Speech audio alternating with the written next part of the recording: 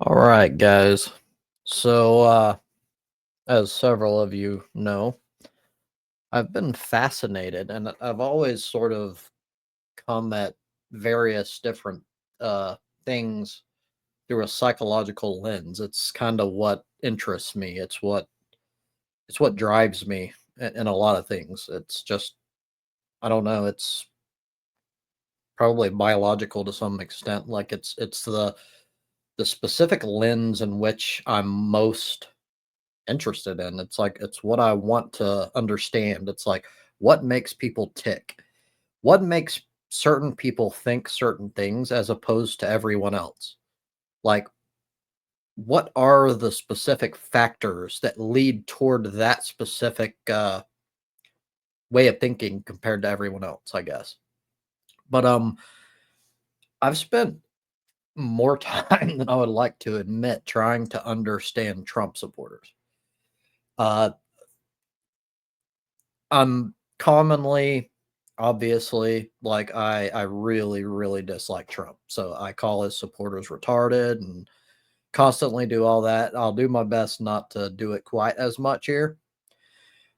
However, I'm of course going to defend it to some extent because it's just on the whole. I'm not saying that there aren't intelligent Trump supporters. There obviously are.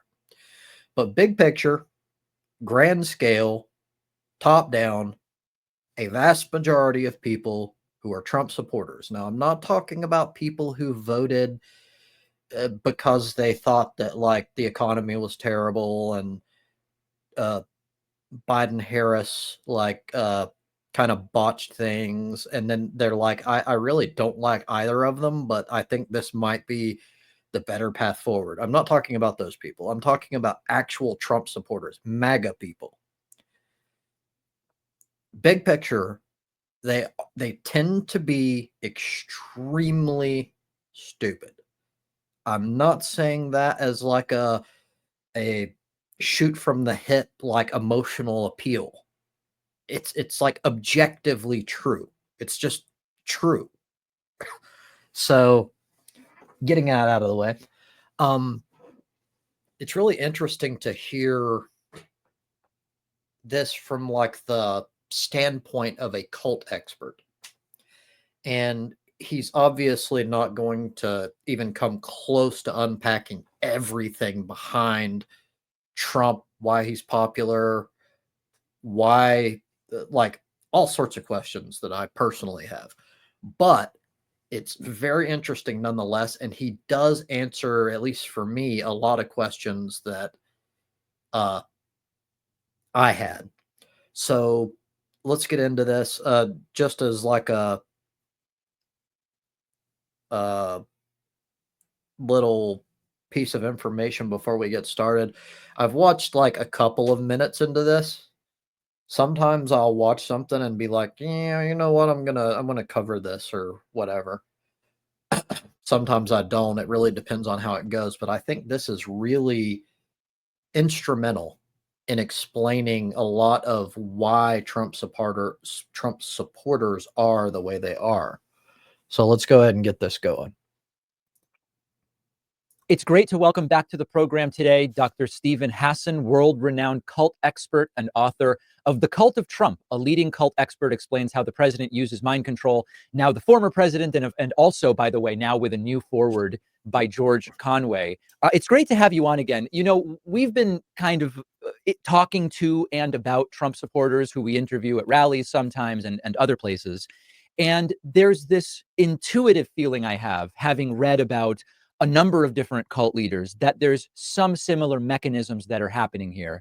But as a non-expert on cults, it's hard for me to kind of qualify them. Talk to us a little bit about what you see that would qualify at least some followers of the former presidents as sort of being in a cult type scenario.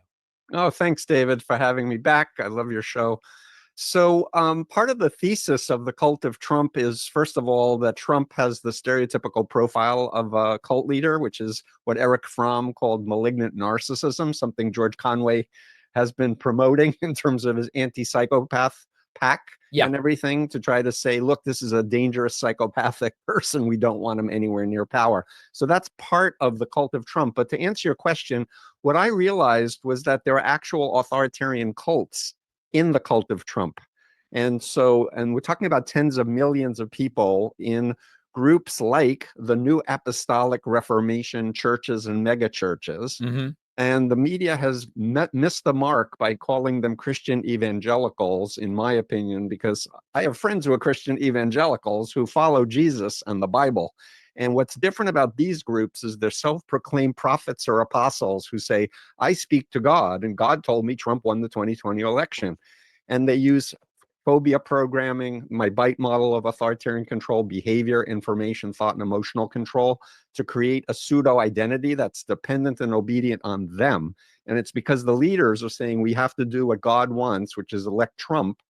They're following their prophet more than they're following Trump. Not to say that there aren't people who are infatuated by Donald Trump too, because they're chapter 7 and 8 have many different cults within the cult of Trump.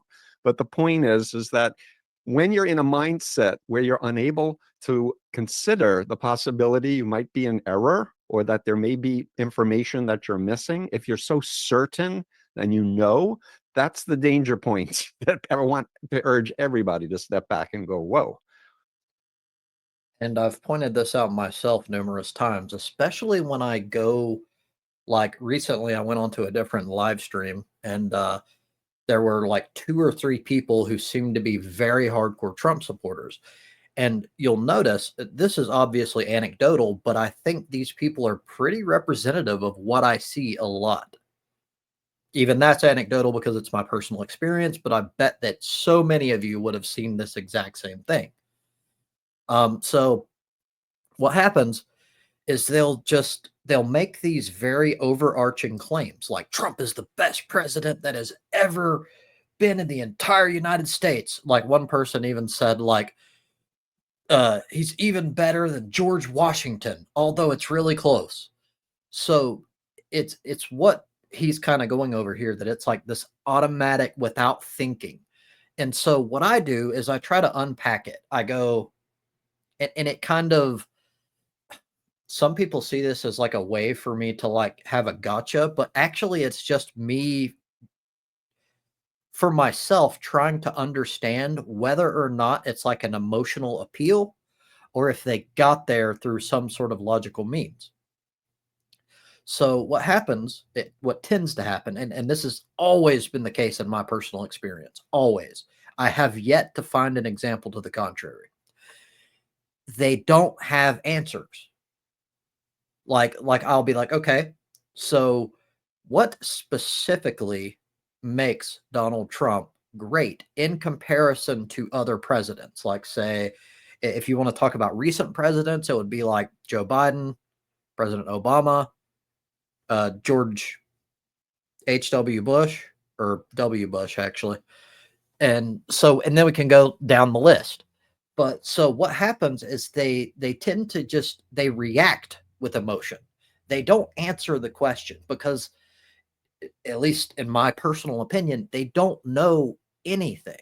They don't know anything about his policies. They don't know anything about other presidents. Many of these people, admittedly, have never been into politics before until Donald Trump.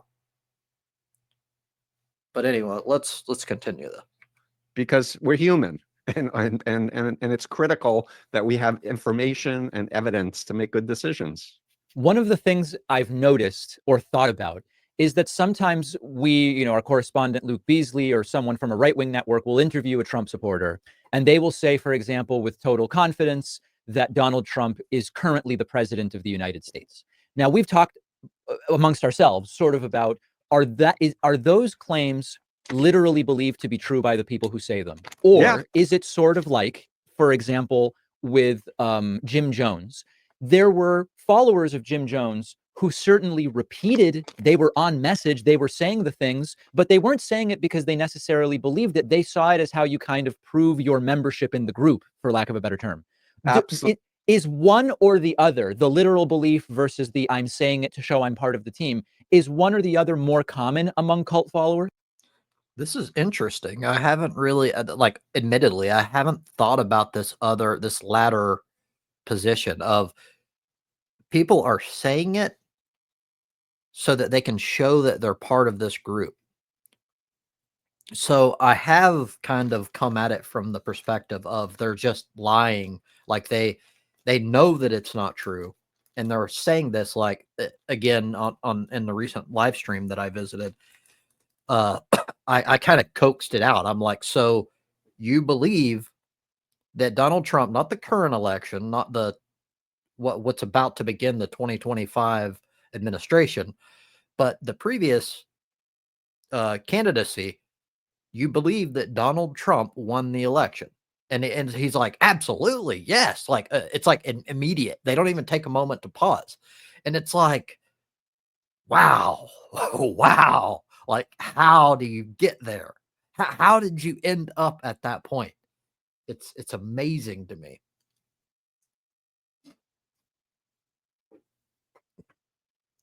I had another point. Oh yeah. It got started on the whole him talking about this other view of like people doing it to be like part of the club, so to speak. Honestly, I haven't given this much thought, and I'm I haven't watched this far in, so I'm really interested here. So this is a graphic that I have on my freedomofmind.com website. It's in the Cult of Trump. And I have a more detailed one for the Cult of Trump, actually. It's black and white. But most people in any cult are what I call fringe members. They align, but they still have some sense of self, and they may be saying what they want to say in order to be in the in-group. Very different than the core followers who would kill on command, die on command, do whatever they're told. Think that they need to do a civil war, for example. And what I've learned as a mental health professional, frankly, is to treat each person with respect as an individual and actually have engaged, respectful, curious conversations where you ask questions that encourage people to think for themselves.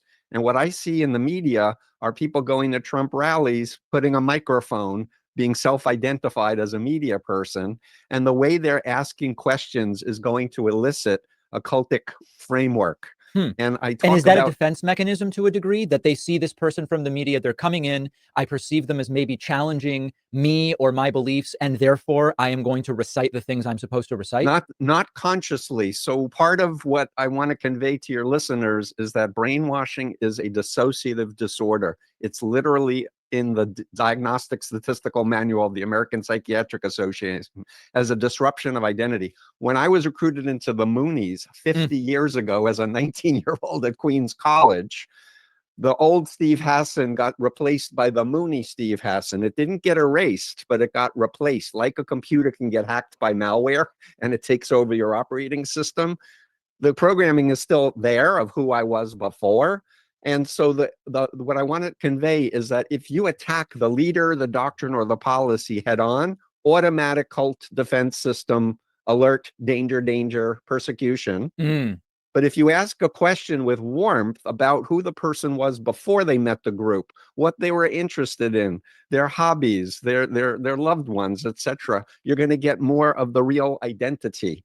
And so what I'm trying to convey to everybody who's listening is if you have a family member, a friend, a coworker who's got taken over by the MAGA influence, be warm, open up doors. If you block them or muted them, say, I've been thinking about you. How are you? I want you in my life. Can we do a redo? And then if they say, well, you were mean to me or you called me names, apologize. Admittedly, this is an area where I struggle. I am so I do have like the curiosity, the psychological curiosity, and the lens through which I really want to understand how they got there. And I sincerely do want to help people, like help to get them out of this. Help to like slowly, like especially like loved ones, to like pull them out of the grips of this like obvious cult. But like I think it just goes back to impatience. I talked about this in a somewhat recent live stream before. I really suck at patience. Like, and I'm impulsive, and certain things make me emotional. So emotional, like I use this word a lot. So it's important to kind of categorize here. So usually when I'm talking about other people and I use emotional, what I mean is they came to what they just said or whatever we're talking about through emotional means, not logic. Like they did it because their identity is attached to it or something of that nature. So what I'm talking about with me in this case is that it's more of like a reactionary thing. It's not like whatever topic we're talking about made me emotional and that is why I believe what I believe.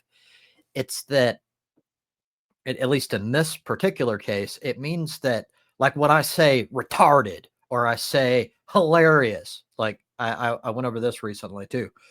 Like it's a automatic like reactionary thing that I do toward certain ideas. So there's a number of things that elicit this in me, and particularly like I guess right off the bat, anything that I believe is just rooted in just blind hatred or like fear of the other. It just it's so dumb subjectively to me that it just makes me automatically like fucking retarded or like anything that's hate based for one, and anything where so religion is one of the things, not all religion, but religion that is, how do I put this? Um, I'm kind of running on too much on my own tangent here, and this is not supposed to be about this, but I'll try to finish up quickly. Anything that is like surface level religion, as in it's you didn't think critically at all about this subject. You just kind of jumped on board like a bandwagon. It irritates the fuck out of me because I truly believe that like a a non-introspective view is garbage, no matter what it is. I truly believe in the Socratic method. I believe you should question everything, even your most profound, most hard-held beliefs should be questioned. And in fact, sometimes the more hardcore the belief, the more you should question it because you should understand what is the root of that belief. Why do you hold on to it so strongly? And I honestly I try to do this myself. It's hard to do because by its very nature, your identity tends to protect itself. So it's hard to even see it in the first place. But anyway, I digress. I guess that's for the most part. I had more, but I kind of went to a tangent. I tend to do that, and then I lose my whole big point that I was making. And say, let's not talk politics. Let's just be together because we want to create an off ramp for tens of millions of Americans. We need to depolarize this extreme situation, which is largely information psychological warfare that's being conducted on us.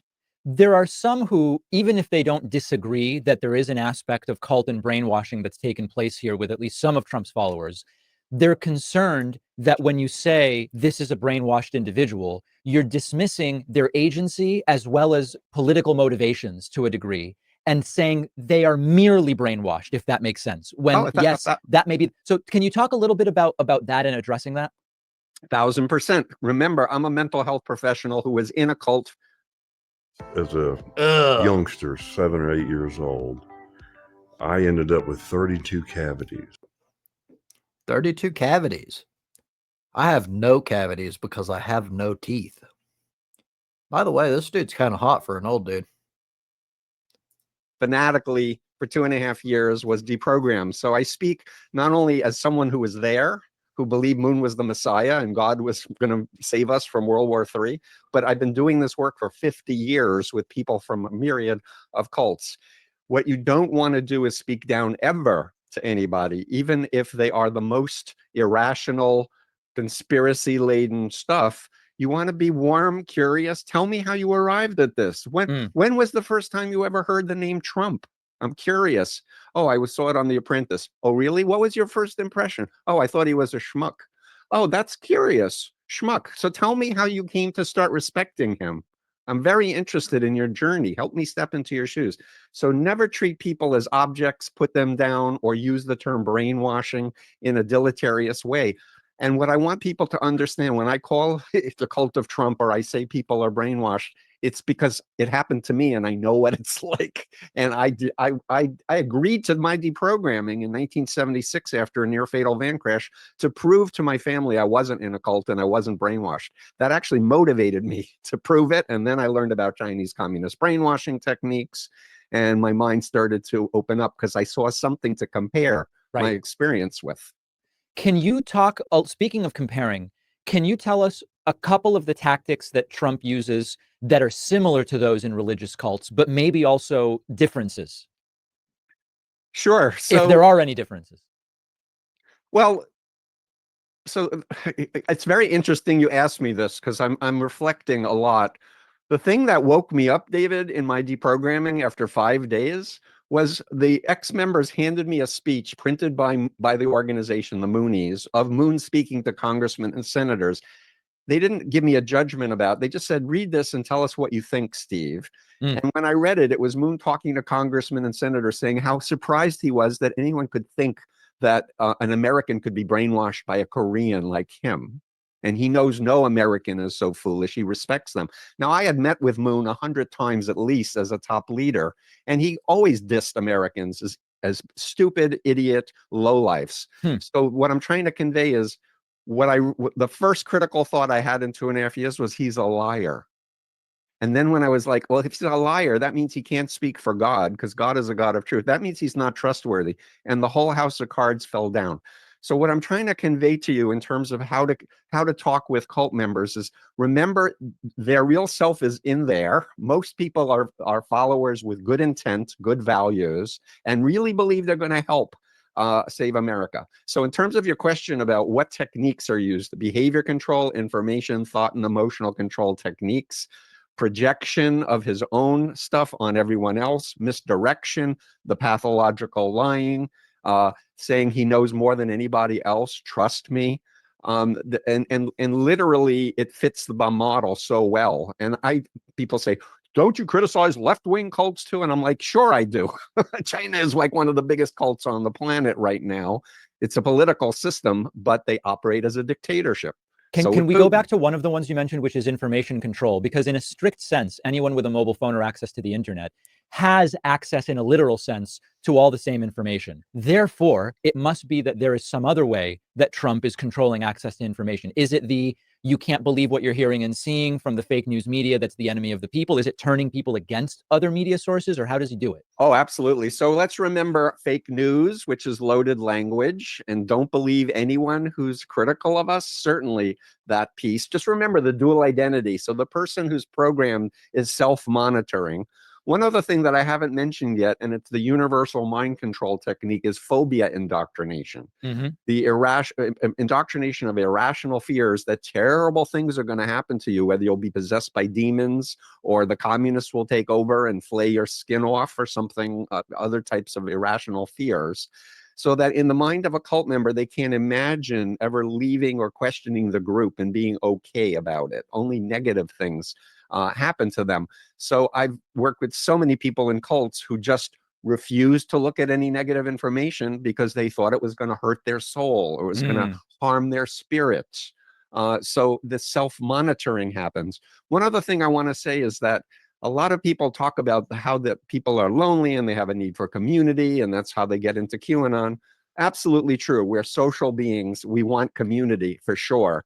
But what you learn with mind control cults is that your comrades, your friends, aren't your friends if you verbalize a question or a doubt. The minute you do that, you're the enemy, and they turn on you like rabid wolves. And that we see this historically. True believers then turned on by their peers because they're starting to wake up and ask questions. So when you're in one of these groups, you know by the way other people are being treated that if you start allowing yourself to verbalize doubts, same thing in Russia or China, you start criticizing the regime, you're worried someone's going to turn you in. When it comes to the fear tools Trump uses, the obvious ones seem the violent immigrants from Central and South America, the communists and Marxists, the teachers that will do this, that, or the other thing to your kids. What are some of the other fear tactics he uses? So it's very important. It goes back to the phobia programming to have an enemy. And I'd like to quote a 1954 book by Eric Hoffer called The True Believer, one of the first books I read 50 years ago, 48 years ago when I got out. He said the strength of a mass movement, he didn't use the word cults, he called them mass movements. The strength of a mass movement can be measured by its vividness and tangibility of its devils. Right? So if you want cohesion, make a devil. Make it being unsafe out there, right? Because then you'll hunker down and you'll follow the apex, leader who's going to tell you how to stay safe. And this goes back to our early genetic programming of survival. And so that's the way that Trump is doing it, which is I'll make it so that the violent immigrants don't get you. He will protect you from all of those things. That's the claim, but of course he is the danger. And people have to understand he is not doing God's will. This is a lie. He's a tool of political Christian nationalists, New Apostolic Reformation, neo-Nazis. Putin was at the top of chapter 7 of Puppet Masters, clearly. And so do we want human rights? Do we want women's rights, gay rights, indigenous rights? Do we want the right to read what we want to read, or do we want book banning? Do we want to be able to talk freely about our opinions, or do we need to live in an environment where we're worried someone's going to turn us in and we're going to be cast out? The contrast, very, very stark for sure. We've been speaking with Dr. Steven Hassan. The book now with a foreword by George Conway is The Cult of Trump. A leading cult expert explains how the president uses mind control. Always great having you on. I really appreciate it. Thanks so much, David. Interesting. So I don't know. I might pick up that book. I'll probably get like a brief synopsis and then decide from there. But yeah, I kind of wish that he had jumped more into this. The inability for like the Trump cult people to grapple with obvious like untruths or this is sort of an obvious untruth, but it's like blatant hypocrisy. Like Trump constantly like pushing himself as the anti-war leader, and then like people like, I don't know, I picture like cartoon characters with like, the spiral thing in their eyes as if they're like brainwashed, and they just like look on like zombies, and they're like, yeah, anti-war, war is bad. But like, especially in recent days, see, this was 4 months ago. It's not like really old, but still, after this,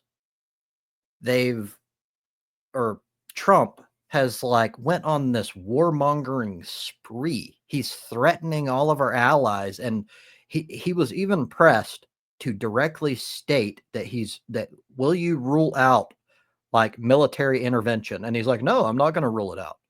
So he's basically trying to at least make countries think that he's willing to go to war, especially like Canada, Mexico, Panama, Greenland. And obviously, like this is like all before he even takes office. He is being more warmongering than any president in recent history. Like it's all back to back, all together. Yet when you try to get a serious like Trump supporter, what you might call a cult member, to grapple with that, they won't. They'll always pivot, or they'll be like, those are all lies. Like it's like they can't either one, they refuse to acknowledge it, and they just lie. But I think that for many of them, they can't. Like they can't. Their identity won't allow them to recognize that it's true that he's a liar. Like he constantly lies. Like it's not new. He's lied ever since the first term. He actually held the record at one point for PolitiFact as being the president who has told the most lies out of any president since they started fact checking. Since fact checking was even a thing. And if you ever ask like the more hardcore cult members about these, or you like try to get them to address it, they'll simply call you a liar. It's like it's weird. It's so weird. I wish he had like addressed more of that. But maybe it kind of like they have limited time or whatever, so he only addresses like big picture stuff. But that's personally, I'm interested in that. It may just be as simple as kind of what he went into with they associate their identity with this, and like it's like tribalism 101. Like they have to, because their identity is associated with it, they have to like defend it at all costs because it's literally who they are. It can't be bad because that would make them bad. I don't know, but it's really interesting, and I wish there was like, so I obviously have my own theories, like as I kind of just went through, but I would like it to be more clear cut and like objective based. Like this is what the research shows. So not just to vindicate my own personal theories, but because I want to understand like how can these people be this